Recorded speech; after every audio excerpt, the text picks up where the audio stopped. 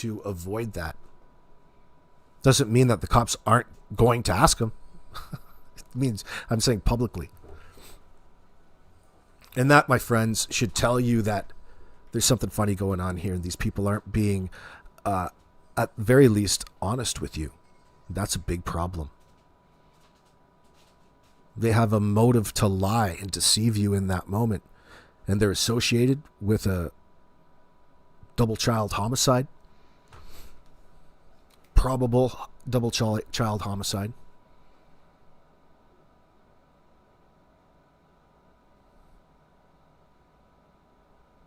The only reason to cover it up is if it was a homicide. It was a red rum. That I don't doubt. That's how the law is going to see it.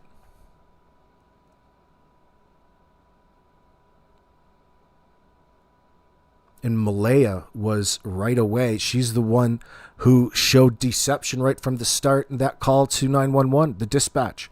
She called and lied to 911.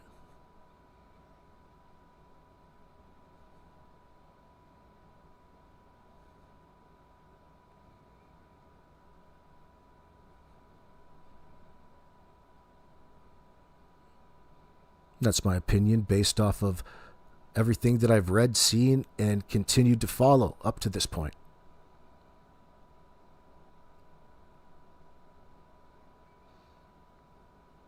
And that's the opinion that pisses Derwood off late at night when he's laying on some other floozy's couch, probably one of his fucking cousins, thinking about if it's socially acceptable to pull a move on her, get fresh with her, flirt with her in the kitchen when she's up trying to get a midnight snack. He's already going through your underwear drawer, sniffing all your dirty panties while your back is turned. You're in the bathroom. You wouldn't trust this son of a bitch.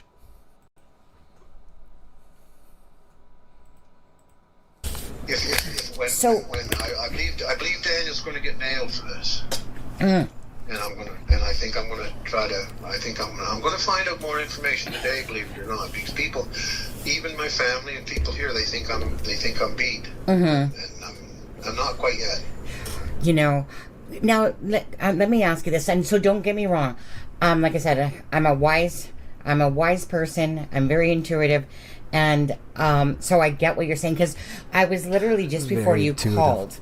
I was literally going through all his messages and all he, like, basically from this perspective, an outsider's perspective, this is how it looks. He's the hero. He's done everything. He did this. He did that. Malaya's bad. Malaya's bad. Malaya's bad. Malaya's bad. Oh, I'm not trying to talk down about Malaya, but I'm so great. I'm the knight in shining armor that she, you know, and it's almost like an obsession or something. Holy fuck. Is that not the Holy fuck, it's like ADHD overload over here. Listen.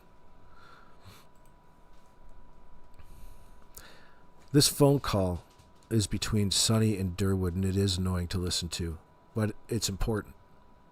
It's important nonetheless, because it drives us to the conversation in which we figure out the right questions to ask this son of a bitch. Patriot Girl, you're saying this was no accident. Malaya's involved. She has knowledge or is also involved. Why leave so fast? Well, there's multiple questions there, but I'm feeling you.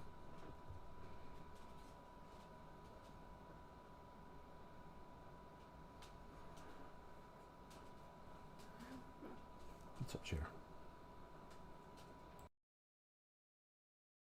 perfect characteristics of a psychopath? Absolutely. And then he said that Janie, or sorry, that Cindy Murray, I have it in a message that I was actually going to show in the text messages.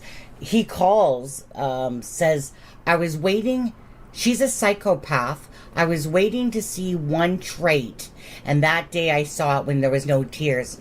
I almost think that so I usually look into someone's eyes and soul of who they are.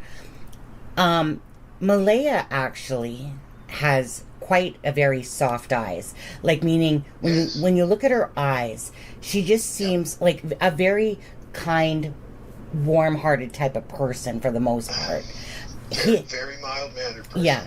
He, on the other hand, when I look into his eyes, I almost feel like I'm talking to the devil, to be honest with you. Like, but somebody that is so good at portraying to be something that they actually kind of fool people, because, like, in a sense with him. But when I look into his eyes, I don't trust him at all.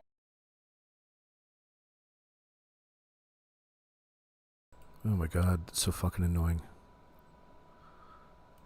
Oh. Well, figure out why. It's not the fact that you don't trust him. Why don't you trust him? That's what's interesting to talk about. Not the fact that anything else is just making it about yourself. Sonny, I love you and everything, but you're making it too much about yourself, girl. And that is super fucking annoying for people to listen to. Doesn't mean you can't grow, though. Let me see. It's okay. It's okay. Hold on. Hold on. Hold on. All's not lost. Just need a break from the making it all about you. Jesus. Speaking of these unredacted files, let's open them up. Let's have a bit of a look-see together, shall we? Oh shit, I better make that smaller. Because, oh heavens to Betsy.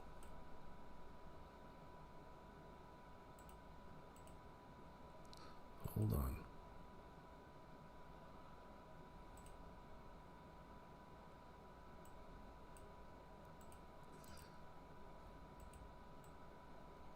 There we go, but I gotta make it smaller.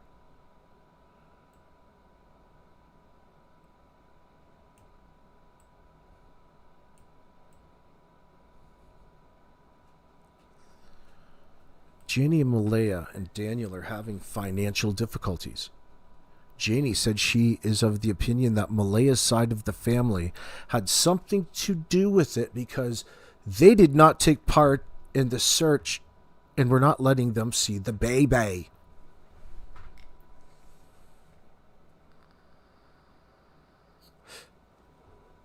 Why would they?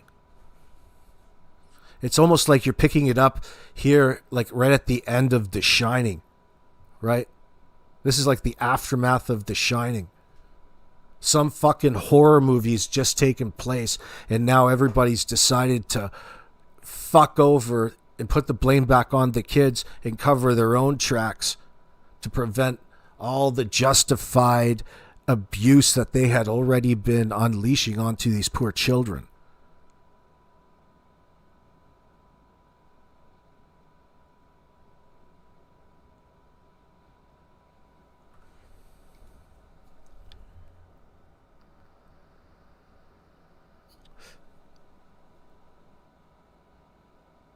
I cannot get past her neglecting her kids. I cannot have sympathy for her at all. Crime science nuts, you're right. I don't blame you. I just paused myself. When I see her initial call to dispatch, I already know that she's trying to lie. She's making it out as if she doesn't know that, you know, using things like possible. You say Malaya reported her children Jack and Lily may have left the residence and were missing. She said they both were possibly autistic and were known to wander. So there you have a baseline. She contradicted herself in her statements right away. There's a problem with everything from the get-go, no matter what was going on. Yeah, she showed deception. Why was she being deceptive? The question is, where are Jack and Lily? And who's responsible for putting them there? Nobody with a rational mind believes that these children put their boots on, walked outside, never to be seen again, especially when there was 3 other adults within 15 feet of them. You guys wanting to make it look like you're drifting in and out of sleep, as though it's like minding your own business and something just occurred. And the kids decided just to go wandering out on, May 2nd, the morning of. They just decided to go run away, never to be seen again. And closed the door behind them. That was considerate of them. considerate of a 4 and a 6-year-old.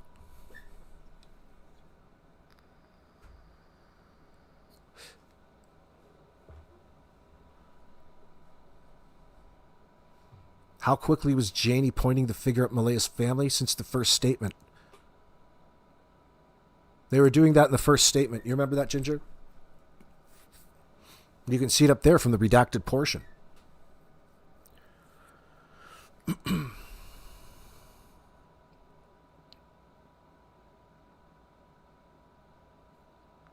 Well, yeah, she was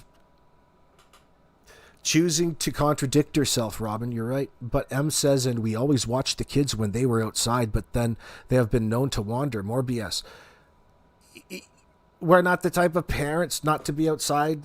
She didn't even say anything. She wasn't clear in what it was she was trying to express, other than she needed, before her priority there was to, before she was about to tell you what she was going to tell you, she wanted you to know that she wasn't the type of parent.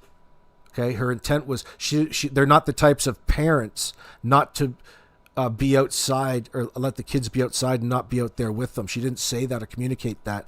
She was trying to insinuate loosely, not very good, that, oh, there's something else wrong. There's something else wrong, and somebody had to have come in and interfered in our typical daily routine, and essentially trying to make it look like a stranger abduction in that sense. But it's not just very well thought out. Whether it was impromptu or not, I don't know.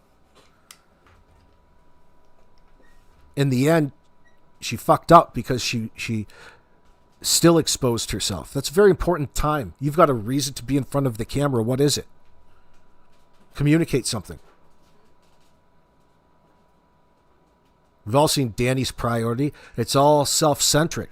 Just how innocent they want everybody to believe they are. Without the usual processes. Relying on flawed logic and police tools that aren't admissible in a court of law to somehow exonerate them from a crime that nobody wants to mention, commit to. Way too preemptive there. Oh, I'm just so not guilty in anything that went on, by the way. Then they're so fucking concerned about being framed. If you're concerned about being framed, Derwood, then you're acknowledging the fact that a crime's taken place already. Didn't think of that, did you, fuckface? No, you didn't. You can't get away from it. You can't escape it psychologically because it's part of the cognitive load and one of the centric pieces that he lies around. You can't worry about being framed without acknowledging that there's a crime, and now a crime that you are scared to even bring up, and you've got to lie and twist and beg around, yet rely on this nonsensical statement now. Not very convincing, boys. Not very convincing at all.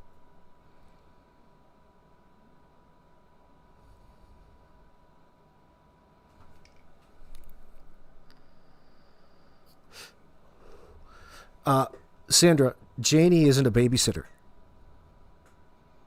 Okay, there's no fucking way that Janie was going to be babysitting Jack and Lily at any point in time. She's got more important things to do, like scroll Facebook on her phone, message Derwood, rake the driveway a little bit, pick up some dog shit, yell at Daniel, think about her big move back into that fucking trailer that they're destroying. And the kids are destroying.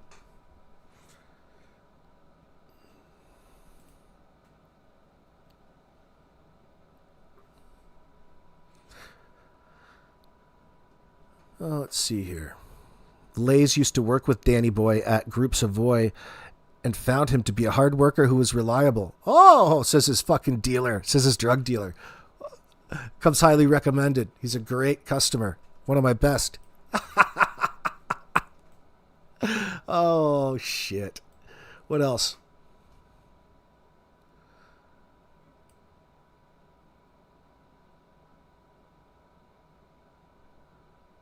Talking about Cody. Cody used to be in a relationship with Malaya and they had Jack and Lily together. He had not seen them in a couple of years, but paid child support until he lost his job about 9 months ago. Cody, sometimes drives a blue Silverado. Goes on to say, what else did that say here? Elliot Edmund Dixon said he worked with Danny Boy, waiting around for the parents to die so they can get their property and sell it. Conning women and saying they'll be rich one day. Well, he'll be rich in something. Rich in fucking attention because he's fresh meat in at the penitentiary. He's going to be popular on movie night. Corey, he lost the days on the math cycle. Him and Malaya were probably fighting daily, and he knew she was on her way out. Yeah, I would have to agree with you. It would probably have to be a constant thing. When they did talk, they would end up fighting. Do you know why? I bet, hey guys, I wonder why. Do you think it's because they moved in after knowing each other for 2 weeks on Facebook dating? They shacked up? Oh, I'm surprised things didn't fucking work out. Dude catfished her. Danny catfished Malaya. Oh, I'm gonna be that Danny I was when I first met you. You know, like within the first 2 weeks of us meeting.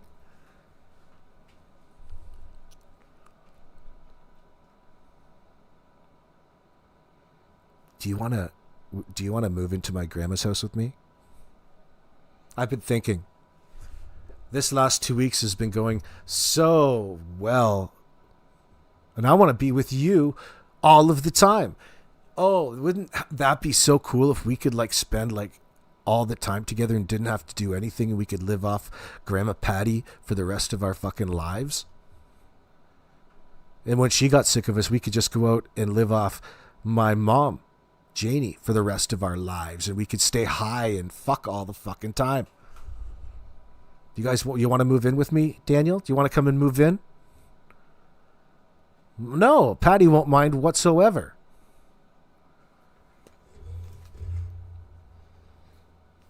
Just another Facebook dating horror story. Just another reason to not put yourself through online dating, friends. You never know what the fuck you're going to get.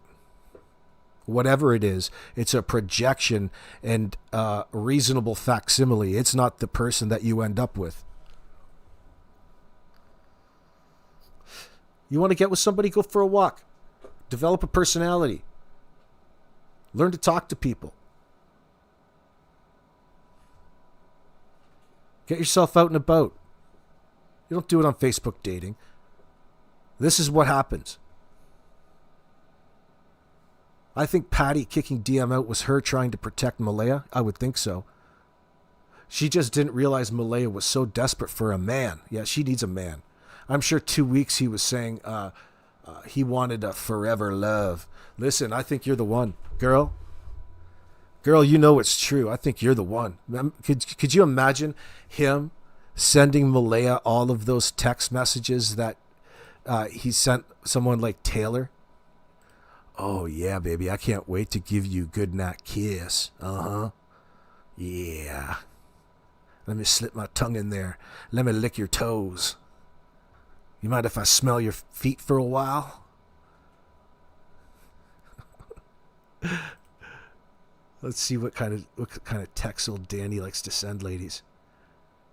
Babe, most people are not intelligent. Oh, yeah, he's really putting the moves on. Baby, most people are not intelligent. Most people aren't as smart as me. Yeah, baby.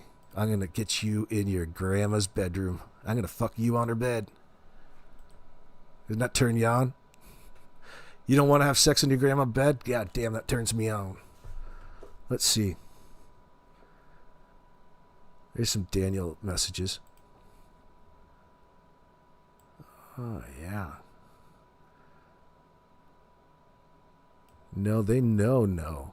I messaged a retired police officer and said my biggest supporter is the one I don't mention. That's you. That's you, Malaya. Corey Edwards is saying, you're such a lowlife, Danny. No shit. What a dirty motherfucker.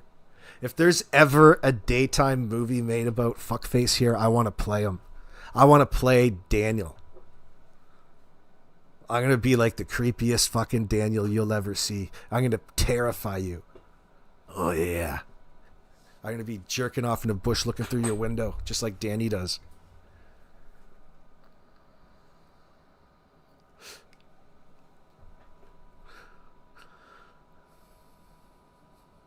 ABI pry call rather cops on him. He has to be a serial stalker peeping Tom. Is that what you're getting, that type of guy?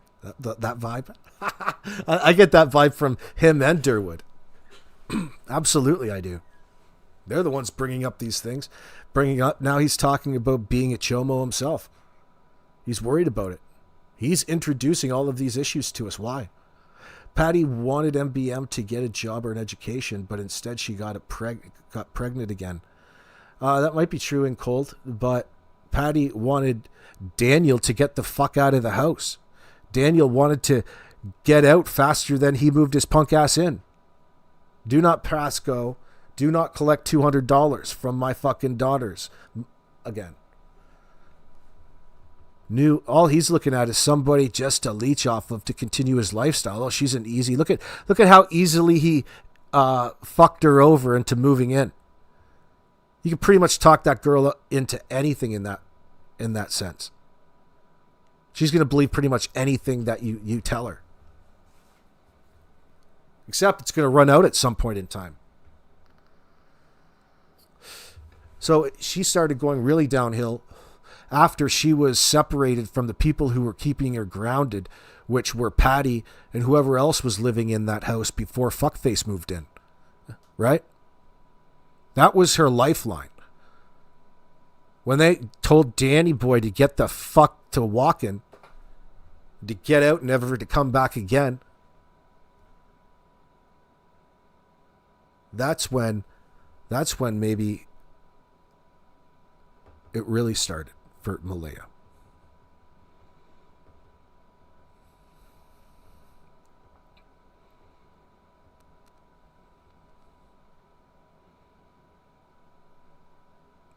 Robin Edwards says, I chew the ABC gum from the bottom of my shoe before kissing that creep.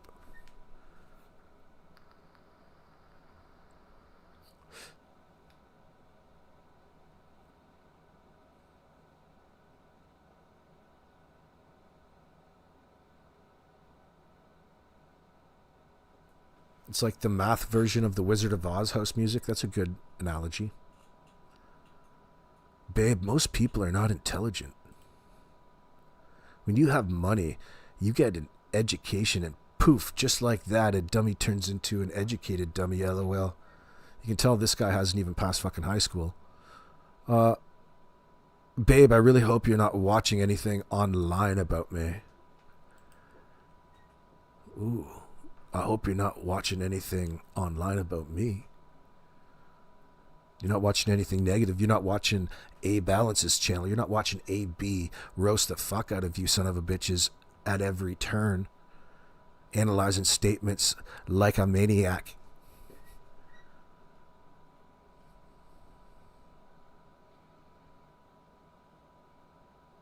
Firehose says, I wonder where he lived with his ex-wife and kids. Do you think it was with Janie?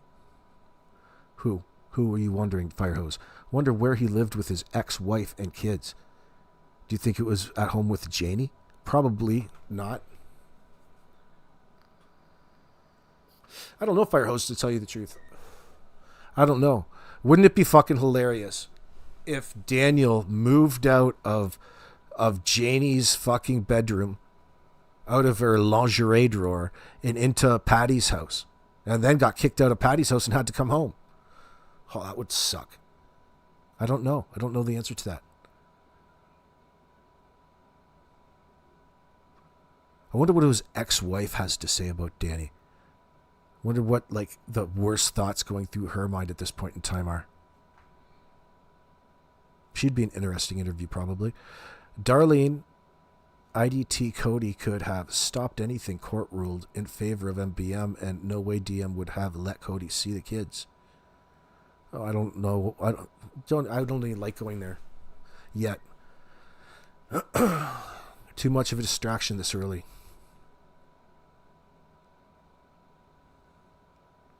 Baby, don't watch The Truth About Me online, Marley says. That's right. Not that it mattered anyway. He's got all these solid fucking characters that he plays himself up for picking up the ladies on the Facebook dating. What a fucking freak, dude.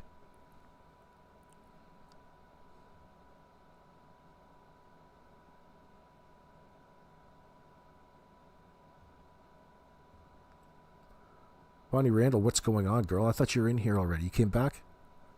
My God, welcome.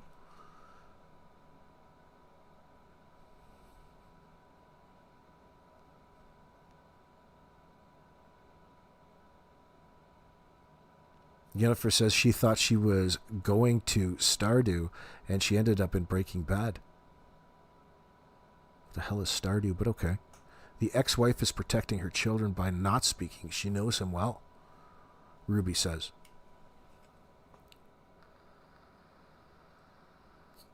Well, I'm just curious. I wonder if he's just as ugly as she is. Or she's just as ugly as he is. Just be looking like a twin of Daniel, a female version. I wonder how he feels about his kids saying that they seen him abusing Jack and Lil. I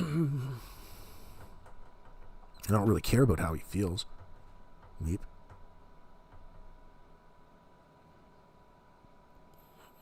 How he feels is unimportant. You bet the RCMP have spoken to her? I would think so. Anita Benita, Detective Tam, IDK, what the hell is that? Sit, but he should never have had to fight is my point. A mother should value a father's relationship with their kids, but I think MBM was thinking about benefits, SS and that. I don't think that she had a realistic outlook on what life was in the first place to even say that, Anita. There wasn't a whole lot of thought put into her decisions other than out of personal self and, childish feelings. She's never put her kids in the forefront. It's always been about how she looks primarily.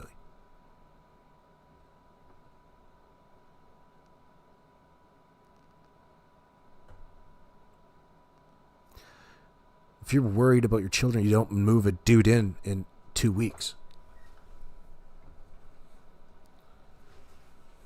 You're desperate. You need a man. You don't even care who it is. You'll hope that they just work out. You're taking a risk, and you fucking really lost. And that's how Janie and Daniel are telling you the same thing. It's all your fault, Malaya. You're the one who let Danny move in for 2 weeks. You should have been smarter and not had let him move in so quickly. Maybe you shouldn't have answered that fucking inbox, that DM and Facebook dating, girl.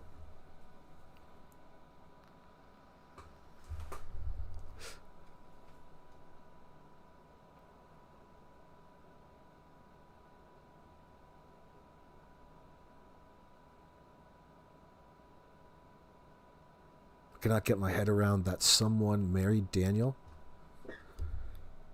Somebody for everybody, VB.